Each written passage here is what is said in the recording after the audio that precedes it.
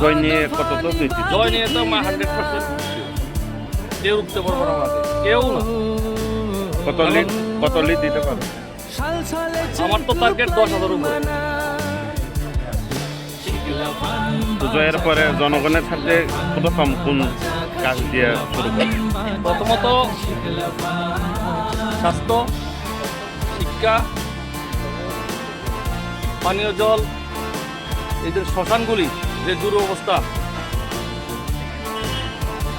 এগুলির ব্যাপারে আমি অগ্রাধিকার দেবো এবং যা যা ডেভেলপ করার দরকার মধ্যপুরের জন্য। 5টা বছর তো কাজই হয়নি, সেটা আমি নিজে দেখেছি, আপনারাও দেখেছেন। রাস্তাঘাট তো খুব খারাপ অবস্থা, বাজেট তো হয়েছে কয়েক হাজার কোটি টাকা, সবগুলোই দুর্নীতিগ্রস্ত লোকেরা চাষ করে দিয়েছে।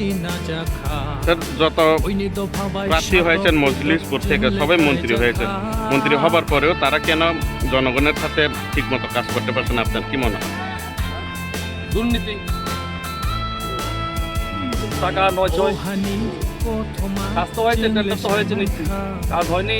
বা আমি একটা কথা বলি, এই যদি গভর্নমেন্ট 5 বছর যদি রাষ্ট্রপতি শাসন থাকতো, তবে কিন্তু এই যে অনুদানগুলি কেন্দ্রীয় গভর্নমেন্টের যে স্কিম, এগুলি কিন্তু টাকা কিন্তু আসতেই। তারা কি করেছে 5 বছর? নিজেদের এই অর্থনৈতিক অবস্থা বেরিয়েছে, একজন এমএলএ থেকে মন্ত্রী হয়েছে, সাধারণ মানুষের কি হয়েছে?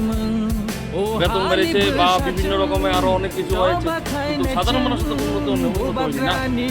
এর জন্যই তো আজকে বিক্ষোভের কারণে এত লোক সামিল হচ্ছে। ডর ভয় উপেক্ষা করে, যদি ডর ভয়টা না থাকতো তাহলে আরো বেশি লোক হতো। আর আজকে থেকে ডর ভয়টা উড়ে যাবে।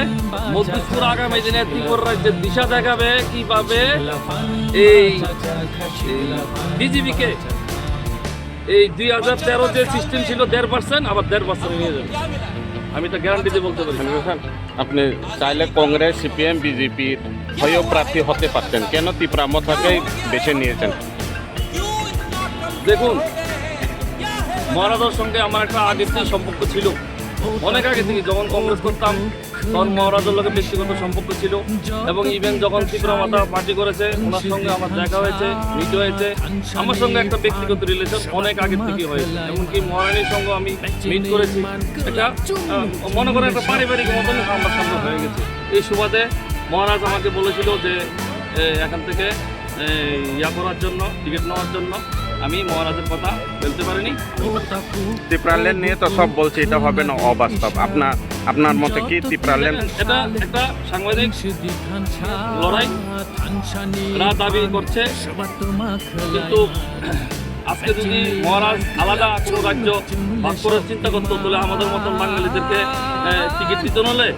আর এই যে আজকে পাহাড়িতে যে এডিসি নির্বাচন হয়েছে, আপনারা দেখেছেন, একটা গন্ডগোল তো হয়েছে, একটা গন্ডগোল হয়েছে। মহারাজ তো মহারাজই, এর বার্তা সবাইকে নিয়ে চলে।